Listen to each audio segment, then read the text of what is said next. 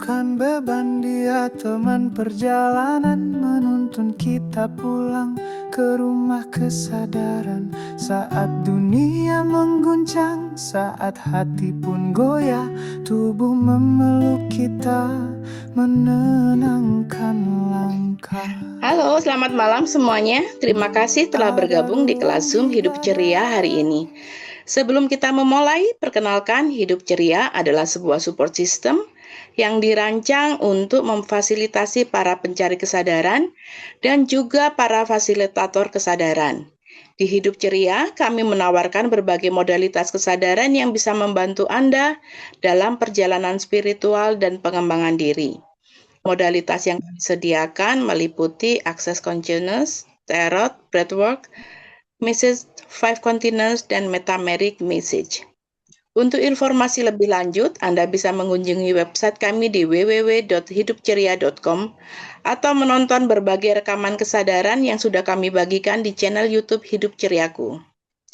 Sebelum memulai kelas Zoom malam hari ini, perkenalkan saya Endah sebagai moderator dan Dr. David Avandi Jayawartono sebagai dari founder BCR sebagai narasumber pada Zoom pada malam hari ini. Baik, sekian perkenalannya. Kita akan memulai kelas ini.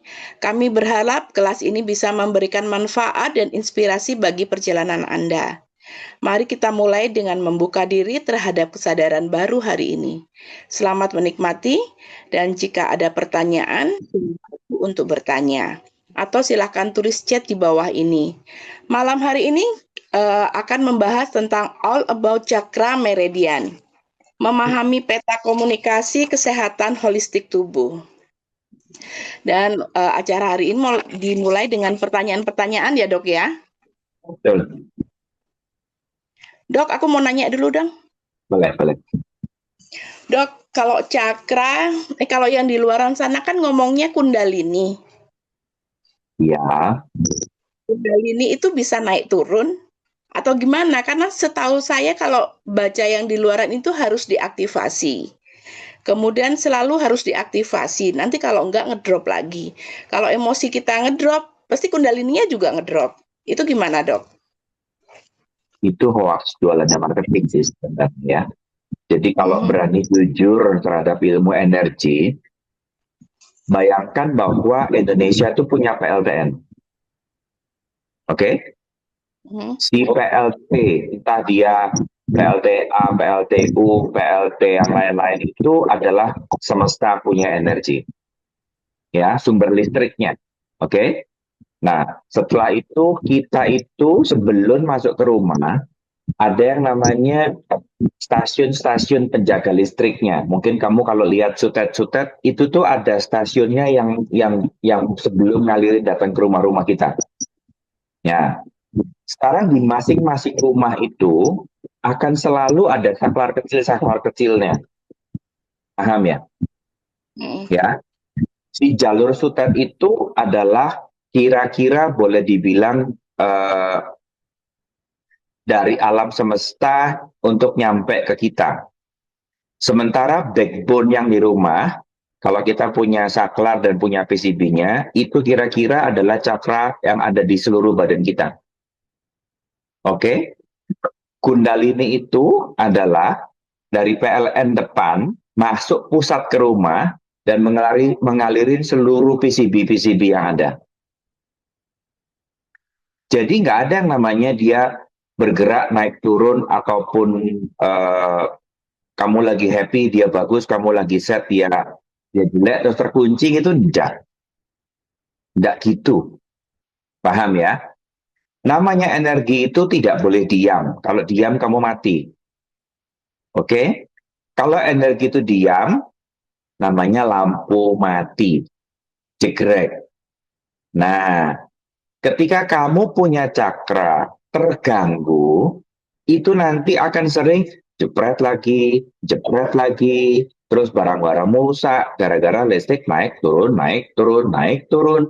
Sama, kita itu karena karakternya adalah resonansi, tidak mungkin cakra itu mati. Paham ya? Karena kalau cakra itu mati, kamu juga nggak mungkin di sini, udah pasti mati. Jelas ya?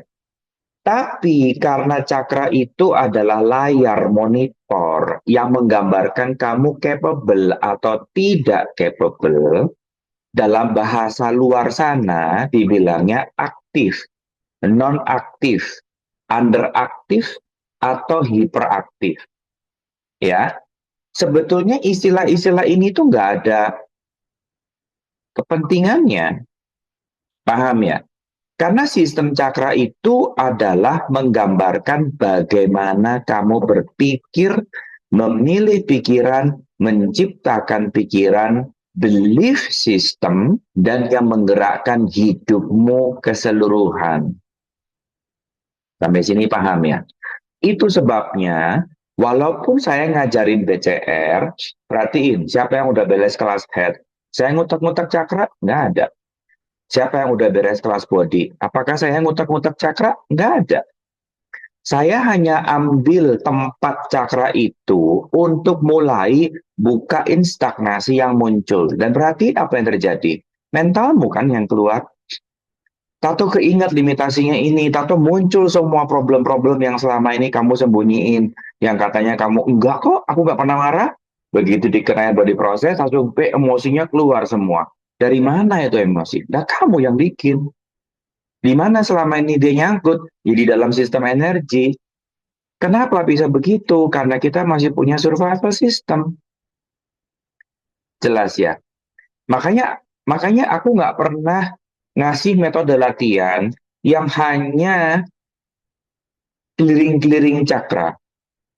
Perhatiin, aku selalu ngutamain teori dan dilaksanakan jadi aplikasi dalam kehidupanmu.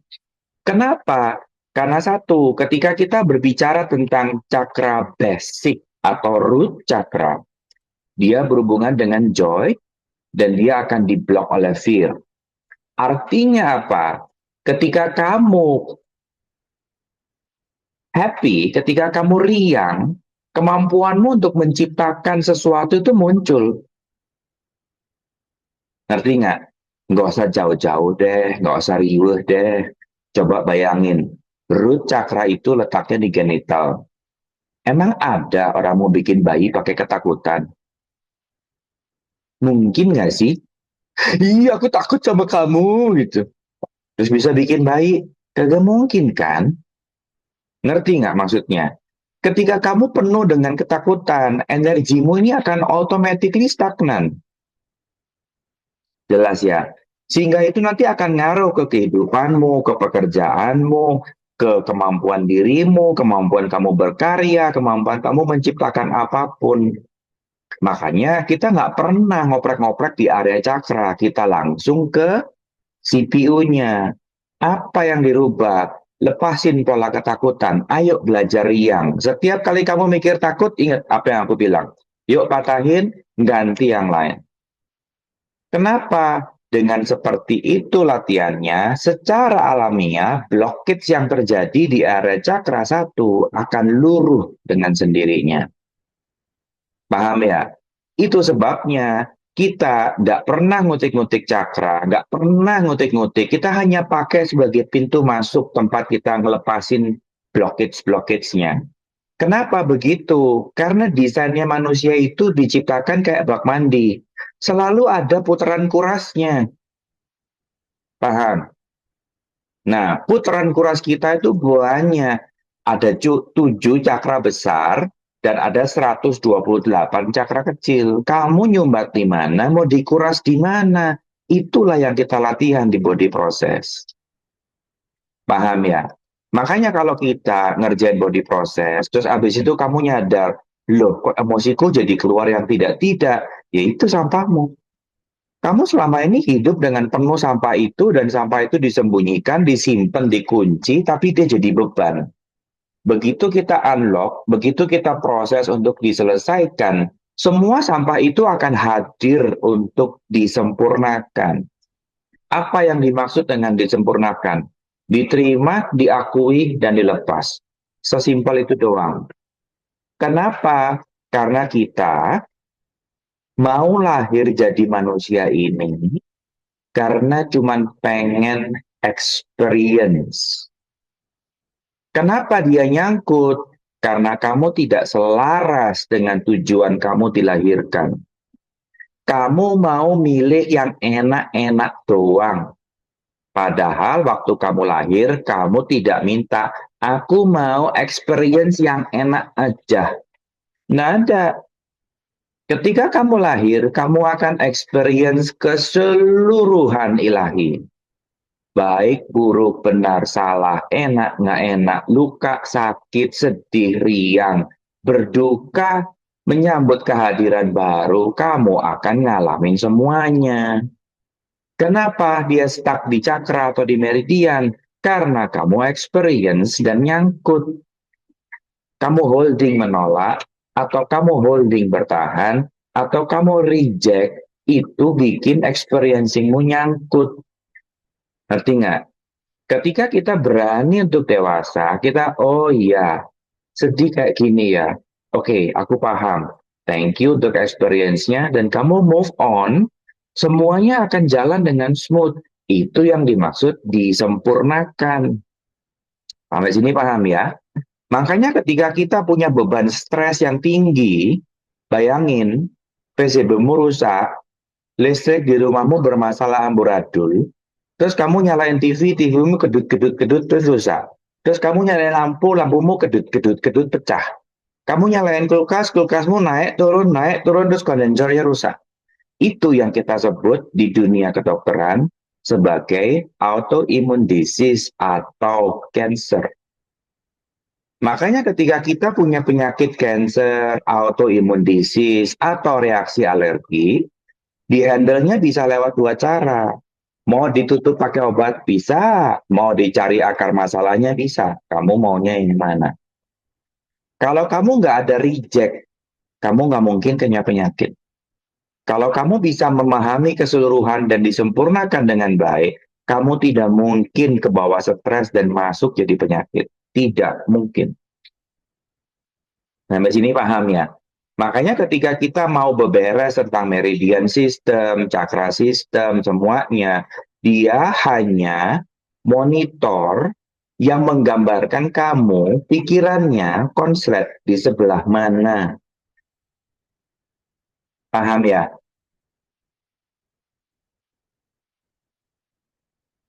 Oke, jelas sampai sini? Jadi jangan terjebak dengan 7 cakra atau 128 cakra, jangan terjebak di situ. Paham ya?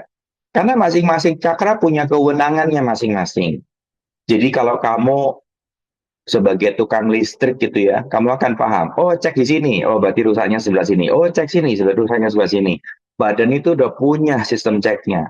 Namanya energi sistem, cakra dan meridian. Makanya begitu kita belajar akupunktur, perhatiin, kalau kamu nyumbat di area meridian tertentu, maka emotional blockage-nya akan sekitaran ini, elementalnya akan sekitar ini, organ yang bermasalah akan seputar ini. Kok bisa tahu? Tahu, karena mereka belajar tentang sistem energi kaitannya ke body. Paham ya? Gimana cara buka sumbatannya? Bisa dua cara, pakai jarum atau pakai energi. Orang zaman dulu menemukan pakai jarum, ya tusuk, biarin, tunggu dia ngocor sendiri. Kita bisa dua-duanya, mau pakai sentuhan tangan bisa, mau pakai jarum kalau kamu sudah belajar juga bisa. Oke?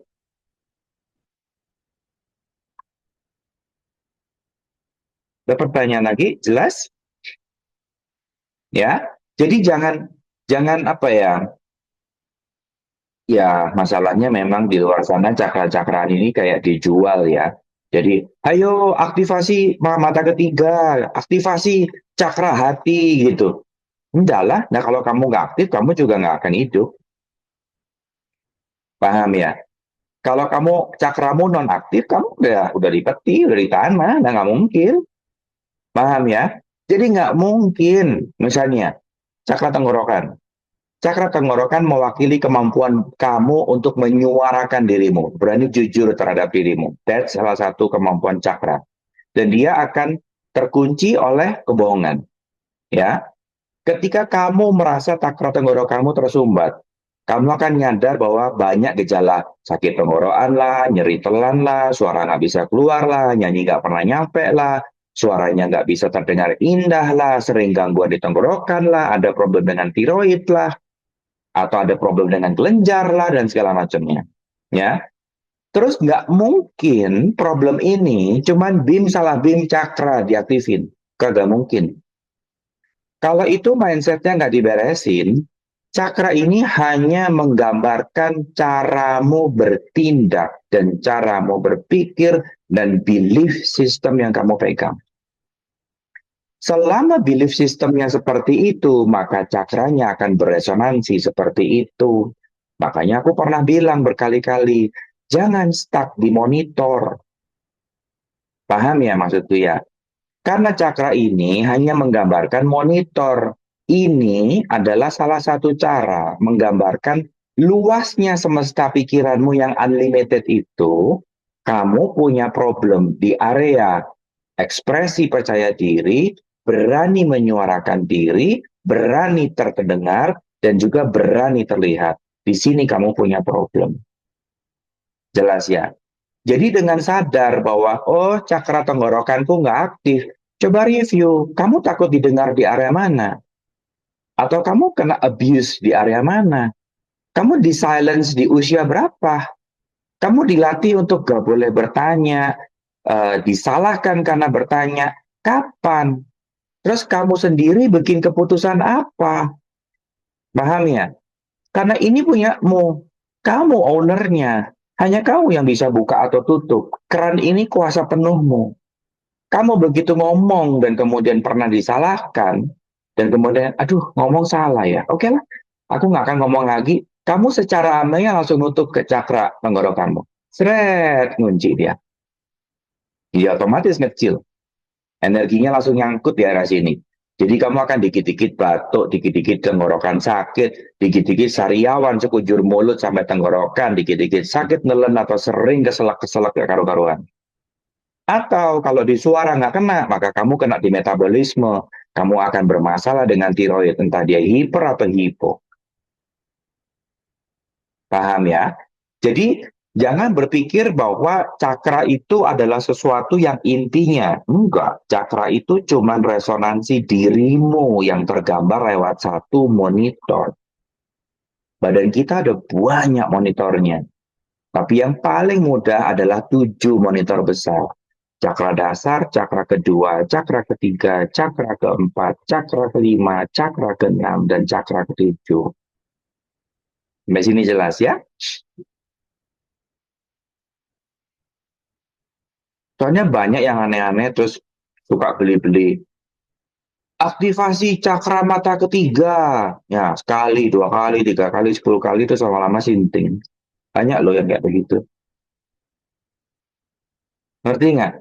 Karena kamu diiming-iming dengan harapan palsu. Kamu dilatih dengan hoax-hoax terus. Aktivasi kundalini. Kamu nggak hidup. Nggak mungkin kundalinimu nggak jalan. Jelas ya? Kalau kamu masih hidup, listrikmu jalan. Buktinya dari kepala nyuruh tangan gerak, jalan tuh. Paham ya?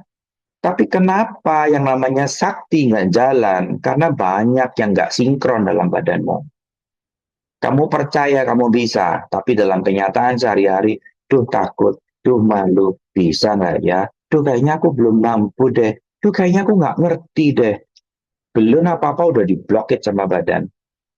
Perhatiin teman-teman yang autoimun. Sebelum kalian ketemu saya, apa yang ada di beliefmu? Autoimun tuh kagak bisa sembuh. Ya saya bilang ya mangga. Kalau mau nggak sembuh silahkan keluar. Kalau mau sembuh dengerin saya, buka itu mindset yang lamanya buang. Paham ya? Karena kalau di otaknya dipasang belief system, autoimun kagak bisa sembuh, ngapain lu capek-capek? Lalu kamu yang bikin, kamu yang upayain, kamu yang kasih energinya, ya kapan bisa berubah lah, kagak mungkin lah. Lihat aja di grup-grup sebelah. Yang terus dicokokin autoimun kagak bisa sembuh, lihat aja di grup-grup sebelah. Ada gitu yang sembuh? Dan ada. Blok pakai obat mahal-mahal. Nanti begitu obat habis, kambuh lagi. Karena mindsetnya autoimun nggak bisa sembuh. Makanya penyakit autoimun itu bisa dikoreksi lewat dua cara. Mentalnya benerin. Kalau cuman fisik doang, mentalnya nggak dibenerin, kamu nggak mau pilih happy, kamu milih semuanya dipendam, ditumpuk, dipendam, ditumpuk, emosi dipendam terus, gak boleh ekspresi, marahnya dipendam-pendam, sedihnya dipendam-pendam, kecewanya dipendam-pendam, ya rusak. Nggak bisa, badan kita dijejel negatif terlalu banyak, nggak bisa. Ya,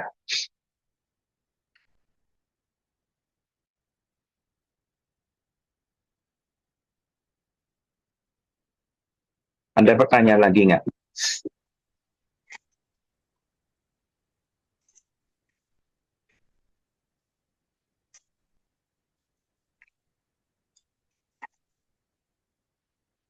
Ini nge-freeze atau semuanya bengong?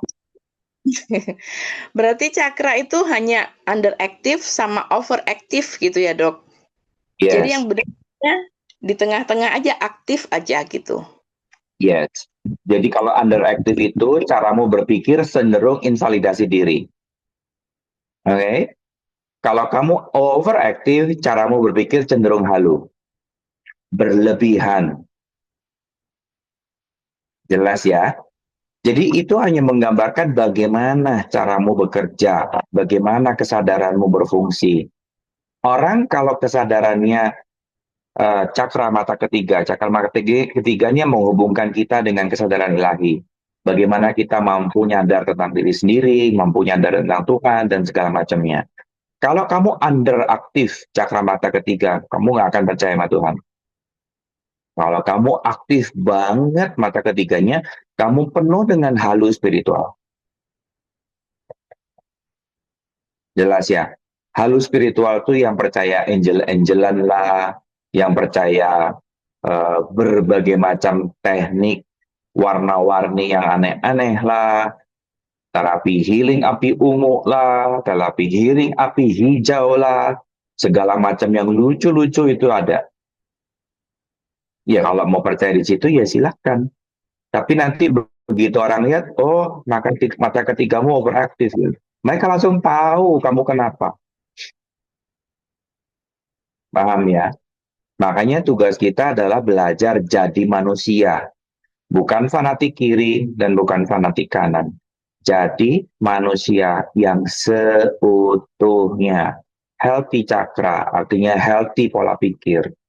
Berpikir dengan kesadaran.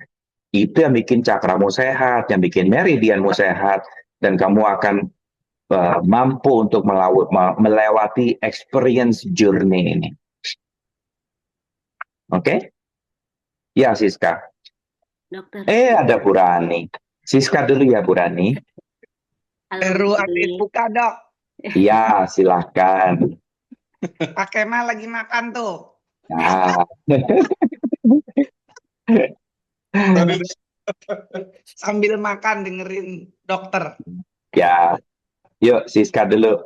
Tadi dokter ngomong cakra itu sebagai monitor terhadap organ tubuh kita ya, Dok ya? Kesadaran kita. Oke, termasuk tubuh fisik? Jadi dia menggambarkan seluruh pola berpikir. Oke. Nah, bisa diperhatikan juga ketika cakramu blockage, kalau dia kelamaan, organ fisiknya terganggu. Makanya kalau kita lihat energinya orang, dan beberapa mungkin kalian ada yang udah mulai bisa nyadar sesuatu di situ, walaupun nggak muncul warna-warni, tapi kamu nyadar kok sepertinya ginjalnya kayak something ya. Itu sebetulnya ada area hitam kalau kita foto. Di area cakra solar plexus, karena solar plexus itu yang handle area sono. Nah, ketika lihat ada cakra solar plexus yang tidak sempurna atau tidak healthy, maka pertanyaannya adalah ketakutan apa yang kamu simpan di situ. Paham ya? Karena itu bisa dicari lewat yang namanya pola mental. Karena nanti pola actionnya akan selaras. Ada kesalahan apa yang membuat dia berkutat sama blame, shame, regret, and blame, shame, regret, and hate, and guilt. Ya, Ada apa dalam semestanya dia? Ada apa dalam kisah hidupnya dia? Di mana dia nggak beres dengan blame, shame, regret, and guilt. Nah, ketika kita tahu di area situ, terus kamu hanya sibuk ngurusin benerin ginjal terus, tapi mentalnya nggak dirilis, biasanya yang terjadi adalah stagnan, tapi go slow, turun terus. Perhatiin deh, kita kan sudah punya BOP 1 ginjal. Coba perhatiin, kita analisa nih. Setelah 22 tahun kita kerjasama, setelah 2 tahun kita kerja bareng sama dia, apa main problem mental yang dia miliki? Blame, shame, regret, and guilt. Mau nggak dia akui? Sampai sekarang dia nggak berani ngaku kan? Pola-pola itu terus diulang terus dan milih kabur terus-menerus, sehingga ya pola ginjalnya ya gitu terus secara medisnya. Paham ya? Ini ada teman kita autoimun, Mas Hadi nih. Problemnya kalau saya nggak salah ingat psoriasis. Biasanya psoriasis ini punya problem dengan keinginan untuk kabur dari reality.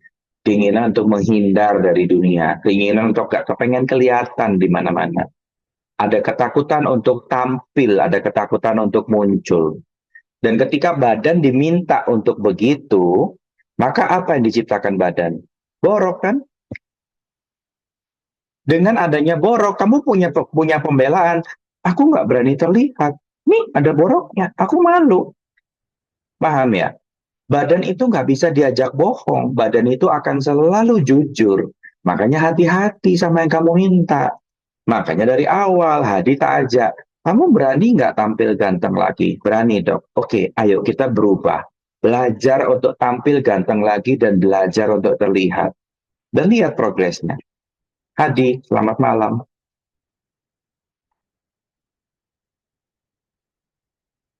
Tombol audio di kiri bawah. Untuk unmute. Malam dok, malam. Malam. Gimana progresmu sekarang? Membaik banyak sekali kan? Iya, Dari awal kamu datang, ya kan? iya dok. Terus dia milih untuk berani olahraga. Lo umur sedia, kepala 2, olahraga, six pack duluan. Sementara aku baru kepengennya belakangan lah. Dulu-dulu aku nggak tahu beginian. Mana ada ngasih tahu dokternya, kamu harus belajar untuk terlihat, kamu harus belajar pola makan sehat. Mana ada. Jadi dari dulu hidup dengan penuh menghindari orang, penuh dengan ketakutan, memilih mengucilkan diri untuk bertahan. Baru di umur segini, oh iya ya, punya badan cakep deh, menarik ya ternyata. Baru kepengen, baru mulai. Makanya aku bilang bersyukur kamu ketemu aku. Coba kamu ketemu aku di kepala 5, lo mau bikin six pack aja setengah modar, mau bikin lurus aja setengah mati. Bikin belenduk gampang sekali, mau bikin lurus aja setengah mati. Mau digambar kotak-kotak, lebih semangat lagi itu usahanya. Makanya mental itu berhubungan dengan fisik. Perhatiin mereka-mereka yang punya mental-mental tertentu. Ginjal, blame, shame, regret, guilt, and fear. Ya, area cakra bawah, bukan I am. Mereka selalu ketakutan dengan I am. Enggak tuh, aku nggak gitu. Dipuji sedikit, enggak tuh, aku mah nggak cakep. Keren banget bisa masak. Enggak lah, masakanku gini aja, apanya yang bagus-bagus. Mereka nggak berani dengan I am. Padahal cuman, yes, I am, thank you. Tapi apa judgment kita? Sombong amat sih jadi orang. Lah kalau kamu bisa sesuatu, masuk kamu nggak berani ngaku? Ngerti kan? Itu hanya sesimpel itu. Yang kita nggak boleh itu kalau ngebohong. Sis, apa kamu laki-laki? Oh iya bener, aku laki-laki. Itu nggak boleh. Nah kalau ditanya, sis, apa kamu perempuan? Yes, aku perempuan. Kan boleh. Sis, kamu bisa masak? Terus ditanya, sis, kamu bisa masak? Ya, aku bisa masak. Kan boleh. Masa gitu doang kita takut? Terus dipuji cantik atau ganteng? Emang salah kalau, oh iya makasih gitu. Emang salah? Ini kan coba budaya kita. Nggak boleh kan? Ih ganteng amat. Enggak lah. Cuman air wudhu doang. Udah pakai skincare. Padahal skincare-nya 1,5 juta. Ayo. Apa sih susahnya untuk ngaku yes, I am? Nah, kesulitan untuk ngaku yes, I am ada di cakra bawah. Sekarang perhatiin mereka-mereka yang nggak berani ngaku yes, I am. Perempuan sering kena miom. Habis itu kena kista ovarium. Habis itu sering kena keputihan. Habis itu sering kena problem dengan panggul bawah. Otot-otot bawahnya semuanya nyimpen trauma. Otot dalamnya, psoas minornya kaku sekali. Sehingga pinggangnya nggak bisa jalan. Paham ya?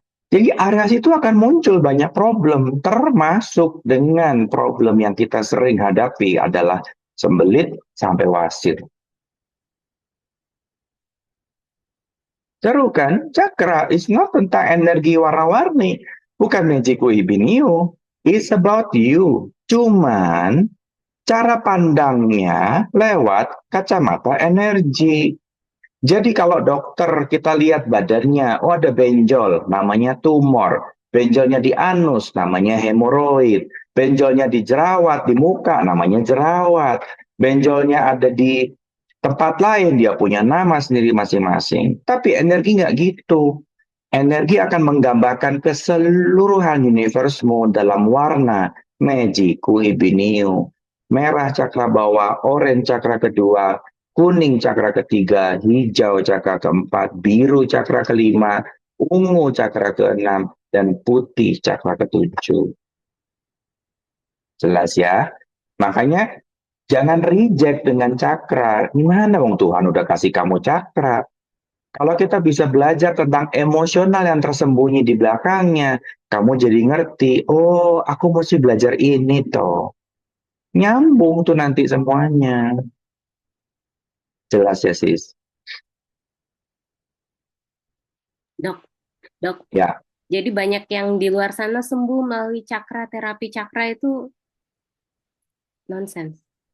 Nggak nonsens, karena manusia dikaruniai dengan kemampuan belief.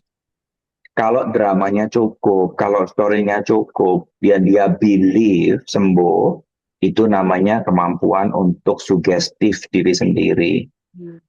Ya, kalau kamu percaya batu bisa menyembuhkan kamu, maka batu itu akan jadi sumber kesembuhanmu. Indonesia punya anak tukang batu, namanya Ponari. Ngerti? Nah sekarang kamu mau believe apa untuk dirimu sendiri? Mau taruh di kerikil? Boleh. Mau taruh di panah Tuhan? Boleh. Mau taruh di mana-mana? Ya boleh, enggak apa-apa. Cuma daripada repot, kenapa nggak ditaruh di Tuhan yang di dalam kita? Ngerti nggak? Kenapa nggak kita percaya kalau kamu bisa rubah ini semua? Makanya berkali-kali kan infonya I am the source. Ya, yang bikin penyakit siapa? Elu. Wong kamu makannya sembarangan. Yang milih makan mie siapa? Emang dipaksa sama orang lain? Enggak. Lu milih sendiri, lu bayar sendiri, lu pakai tangan-tanganmu sendiri, masuk ke mulutmu sendiri, dan besok senang lagi.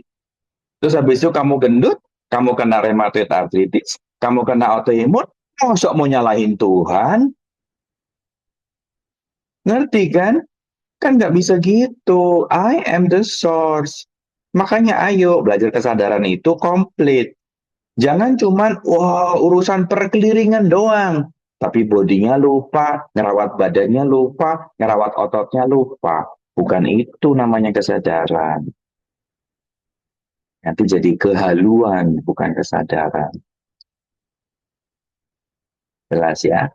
Kalau kita betul-betul aware sama diri kita sendiri, kamu akan nyadar badanmu enak atau tidak enak. Badanmu nice atau tidak nice. Kamu itu pakai baju untuk dilihat atau kamu pakai baju untuk sembunyi. Kamu tuh keluar dalam mode ketakutan terlihat atau kamu tuh pede untuk tampil.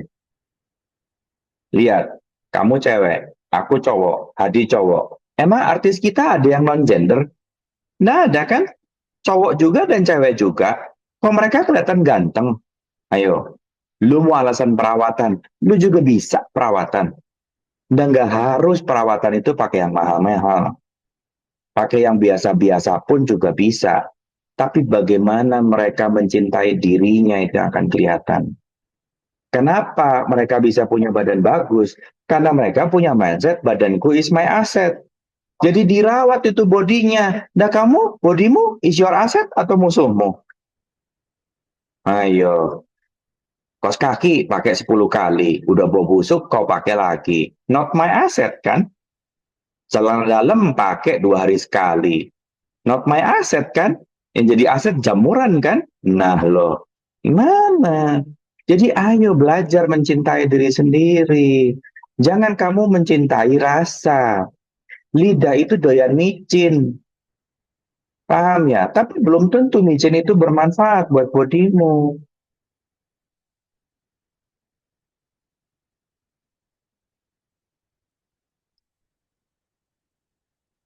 Oke? Apalagi tentang cakra yang kita mau belajar di sini. Cakra itu seru. Dengan cakra, kalau kamu sadar bahwa, oh iya ya, aku cakra kedua aku nggak balance nih. Coba pikir, apa di area cakra kedua? Cakra kedua itu berhubungan dengan pleasure, block by guilt, sedih, susah, macam menyesal. Karena apa yang kamu sesali dalam hidupmu? Kenapa kamu stuck di area menyesal? Ya, nanti area situ yang bermasalah.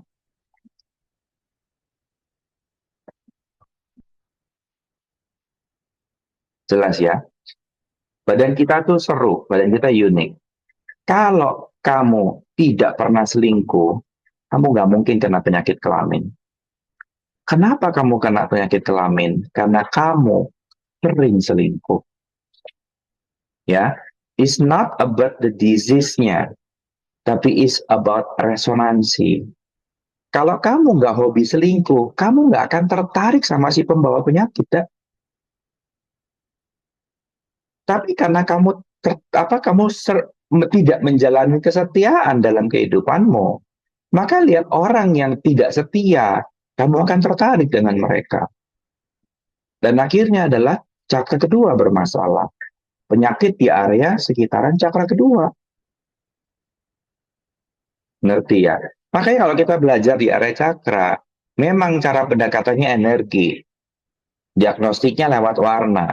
Habis itu diterjemahkan ke emosional. Seru, bisa ngerembet kemana-mana. Jadi kita bisa tahu, oh ternyata aku begini karena ada mental block yang begini.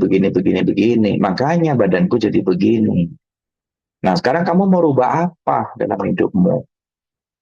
Ya, ada pertanyaan lagi nggak?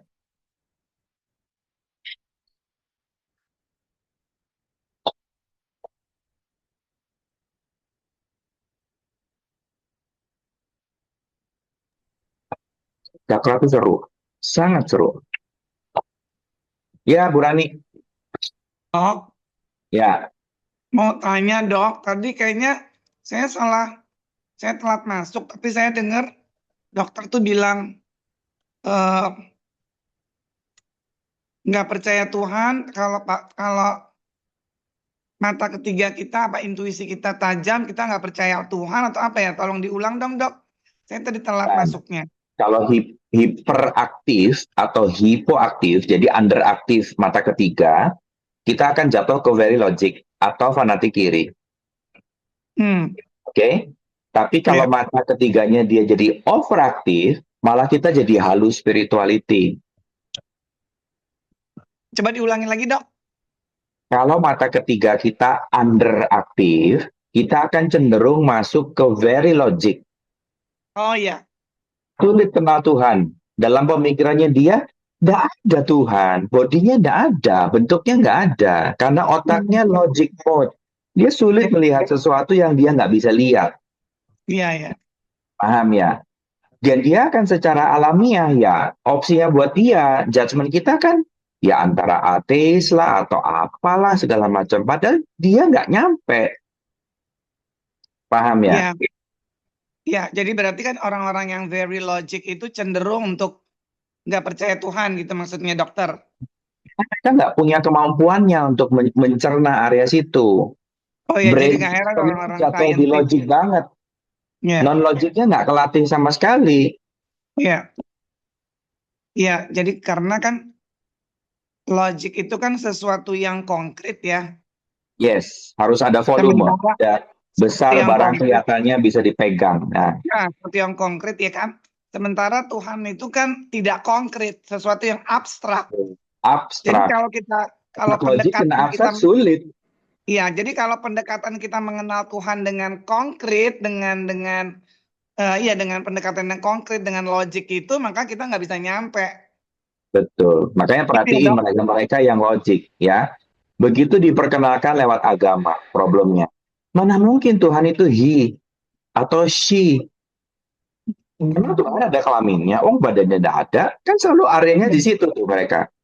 Mereka Ya, sulit karena abstrak digambarkan dengan personifikasi, otaknya nggak bisa proses.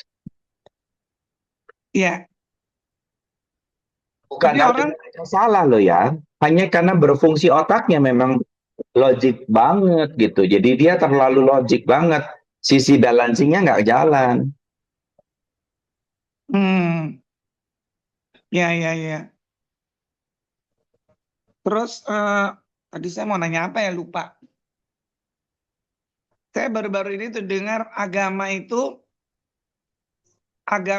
menjauhkan kita dari agama itu mendekatkan kita kepada sesuatu yang sifatnya intelektualitas gitu. Dan Yang mana? Intelektualitas itu ada dua. Yang mana?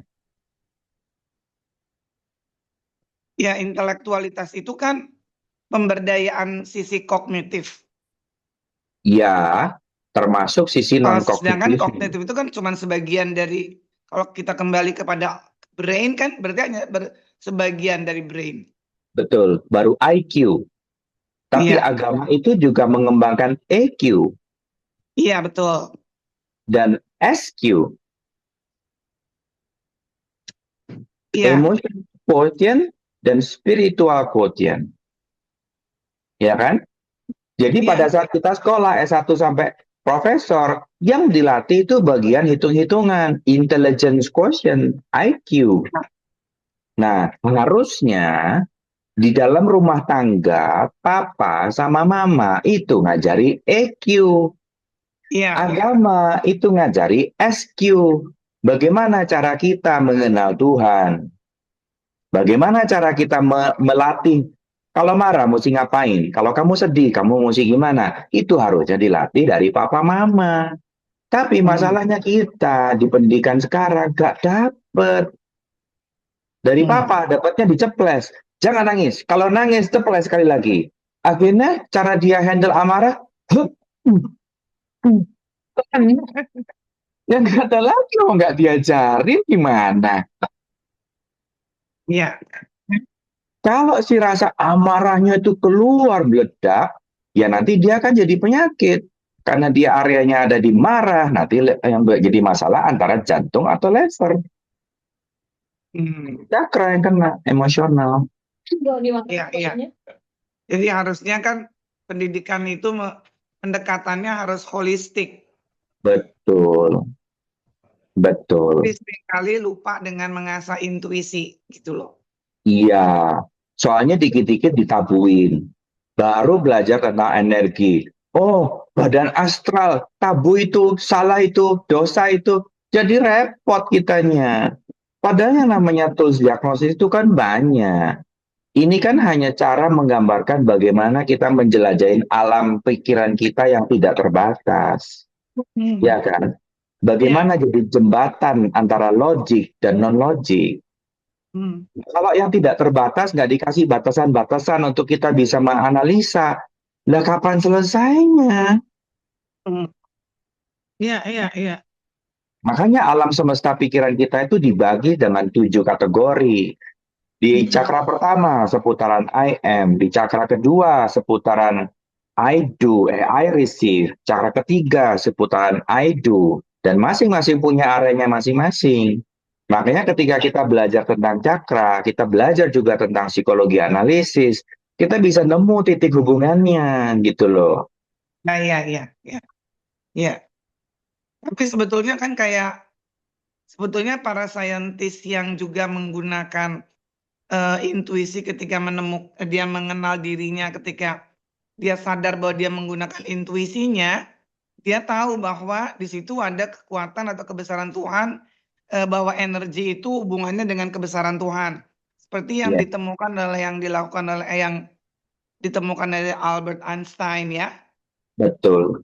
Makanya Albert Einstein Lingkaran bilang yang dia kuadrat. nggak percaya agama, dia juga Ya, nggak percaya Tuhan, tapi dia percaya ada something yang nggak bisa dijelaskan dengan kita. ya. Nah, Ada something Tuhan di luar itu kekuatan. betul, something itu menurut orang beragama namanya Allah lah, Yahweh lah, Tuhan lah, apalah segala macam mau kasih nama gitu. Ya, it's a matter of how ini ya, cuman penamaan aja ya. Betul, betul. Makanya dengan kita belajar kesadaran itu, kita belajar untuk gak memisah-misahkan. Kita paham, yang cuma nama, Ya, mau dipanggil Noni, mau dipanggil Nongki, mau dipanggil Neng, mau dipanggil Non, kan cuma nama. Nah yang punya ya. bodinya nggak komplain, kenapa kamu yang komplain? Kan gitu. Bisa jadi kan kesadaran itu adalah Tuhan itu sendiri. Betul. Nah, Tuhan itu adalah Aku pun kesadaran. berpikir begitu. Karena kesadaran itu kan something yang kita nggak bisa apa-apain ya. Ada Iya, sesuatu yang kita sedang belajar. Tidak terdefinisikan, tidak tersentuh, tidak punya gambaran, tidak punya bentuk, dan meliputi segalanya. iya, Nah, yang kira-kira mirip seperti itu kan cuma satu, yang tidak terdefinisikan, Allah. Jadi belajar kesadaran itu tidak jauh berbeda dengan kamu belajar berdoa. Tapi bait Allahnya adalah badanmu yang hidup ini. iya. Makanya nggak bisa belajar kesadaran tapi badan dikasih racun. Nggak mungkin. Jelas Iya. kan? Nggak mungkin kita belajar kesadaran tapi mulutnya maki-maki, otaknya berpikiran jahat, mau nyakitin sini, mau nyakitin situ. Nggak mungkin gitu. Nggak selaras itu jadinya. Freeze. Ya, jelas? Masih freeze nggak? Di sini udah nggak? Udah enggak. Oke. Yang lain kalau Iya. ada pertanyaan silakan bertanya. Dok, Ya, mau nanya lagi yang soal healing dengan sound healing. oke. Sound Itu healing kan itu ada yang healing berbungkus frekuensi. sound Ya, healing, ya. itu tuh yang perceive itu tubuh kita atau otak kita sih, Dok? Karena kan Kedua-duanya. kalau healing, kalau pakai suara, itu kan mempengaruhi eh, EEG. Kalau kita pakai EEG itu kan Ya, mempengaruhi ke otak ya, Dok. Itu jadi secara yang alamiah pertanyaan saya itu dia mempengaruhi tubuh kita atau otak kita sih? Yang perceiving itu yang kedua-duanya. mana?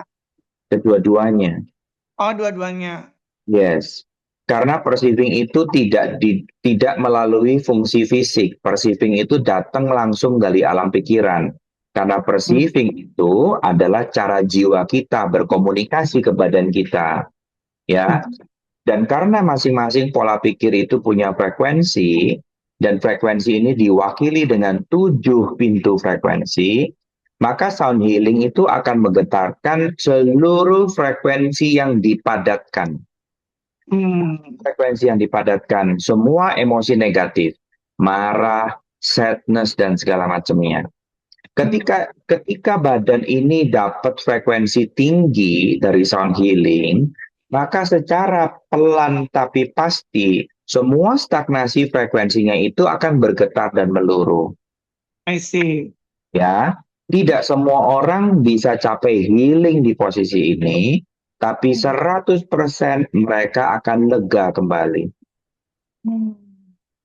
Paham ya? Iya, Jadi kalau paham. memang mau dipelajarin silahkan. Kalau mau cari yang lain juga silahkan. Karena semuanya pada momennya akan dibutuhkan.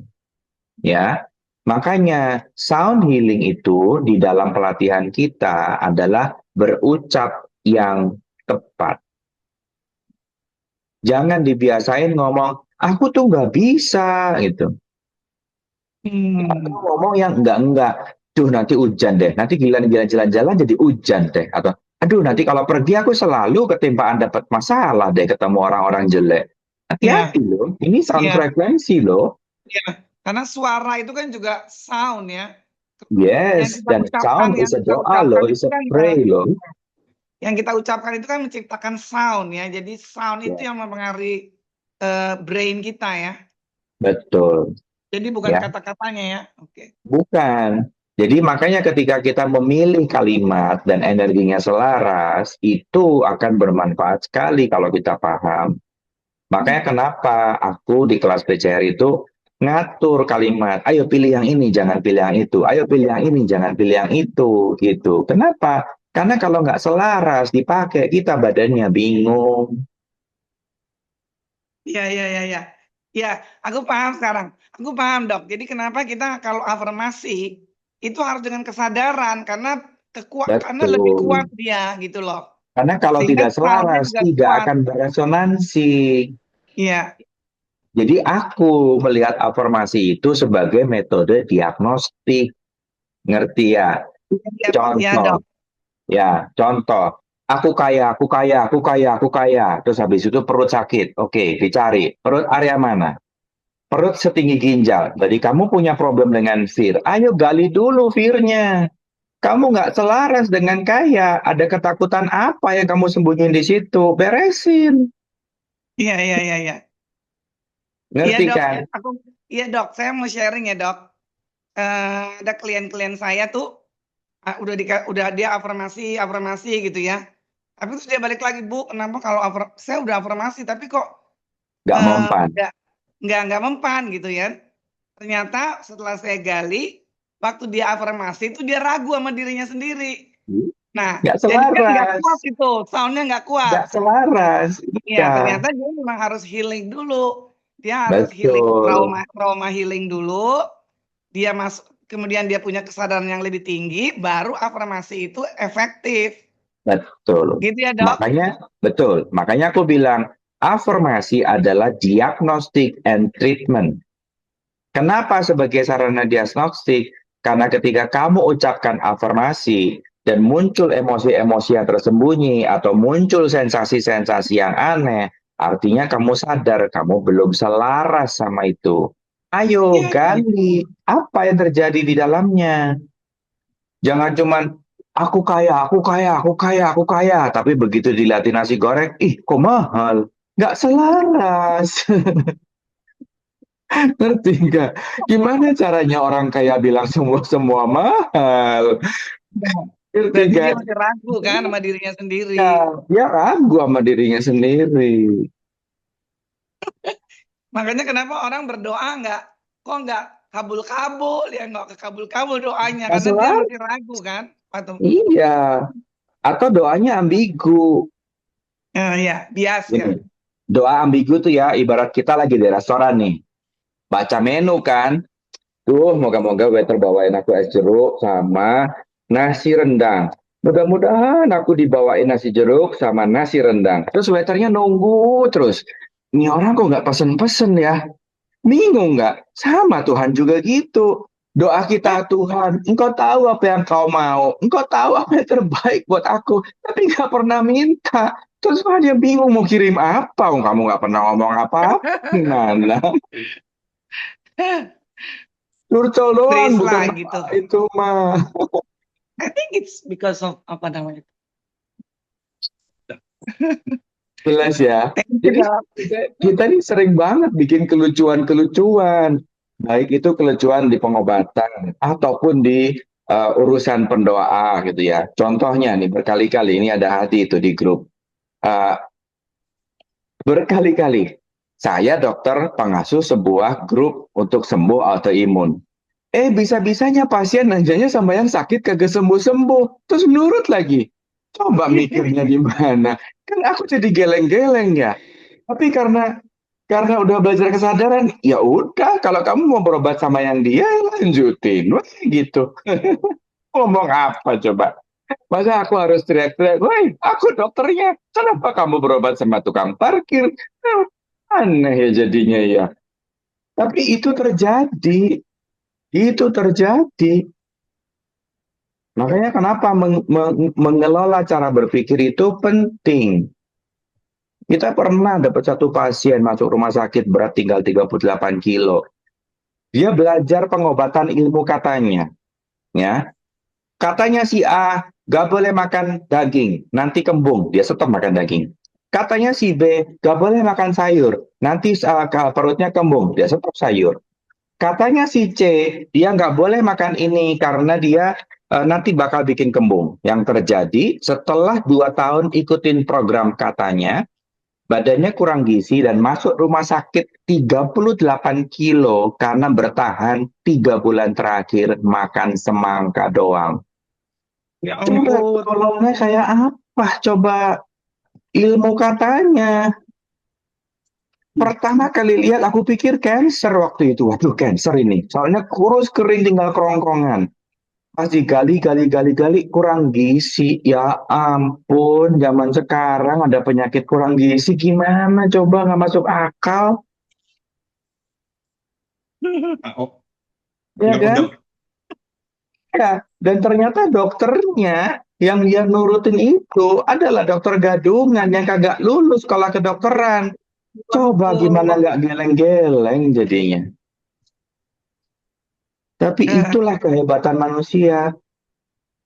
Hebat banget manusia itu. Makanya kita mau milih jadi yang mana nih? Karena semua boleh, nggak ada yang larang. Mau pinter boleh, mau sehat boleh, mau kaya boleh. Kamu pilih yang mana? Dan nggak ada yang larang. Makanya ayo cari knowledge-nya. Belajar, belajar, belajar. Dan pilih kamu maunya apa. Mau sembuh, dengerin informasinya. Jalanin informasinya. Lah pasti sembuh. Saya 2 autoimun sembuh. Masa cuma 1 aja susah? Ya kan? ya, Oke. makasih, dok. Ada pertanyaan? Beres?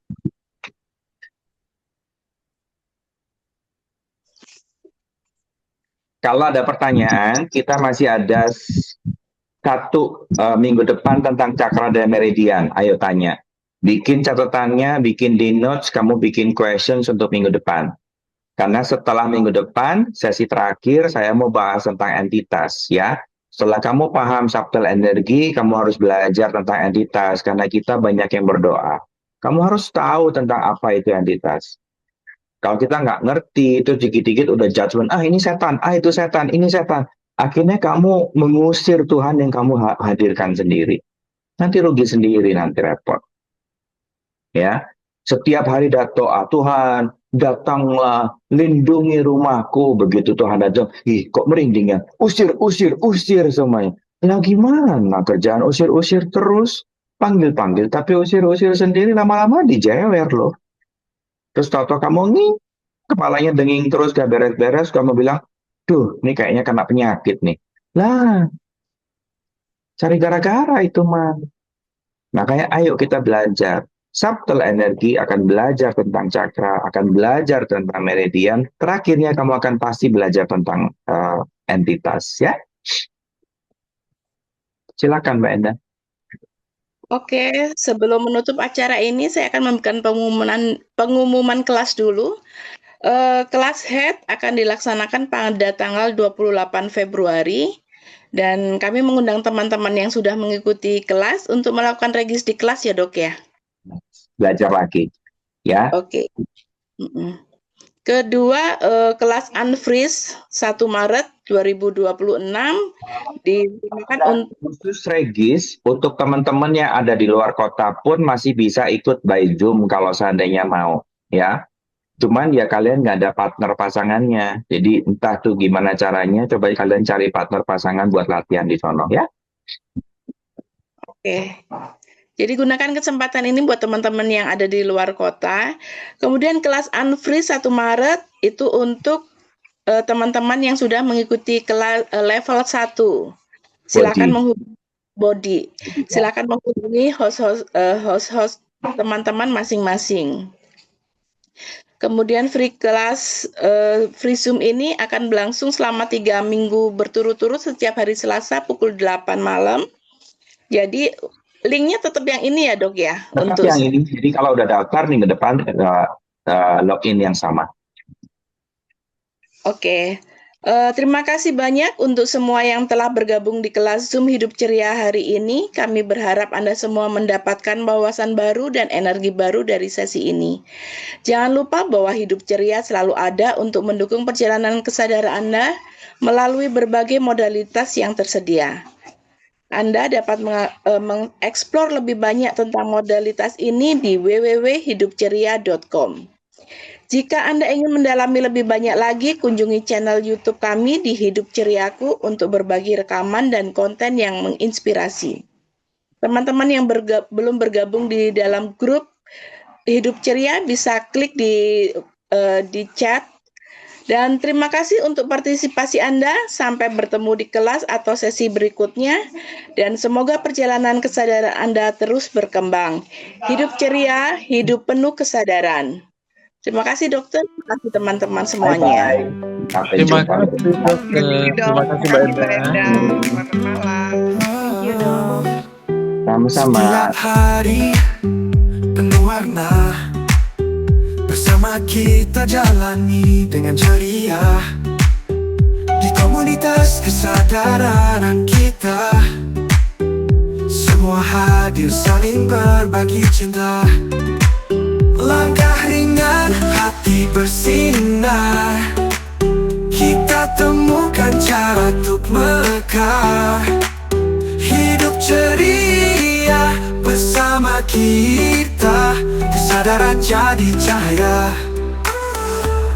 Hidup ceria, kita yang terbaik. Bersama-sama, langkah semakin asik. Hidup ceria, penuh tawa dan cinta. Kesadaran dan bahagia untuk kita semua. Berbagai topik kita pelajari, dari stres, cinta hingga diri sendiri. Bersama coach dan teman sejati, hidup ceria kita terus berlari.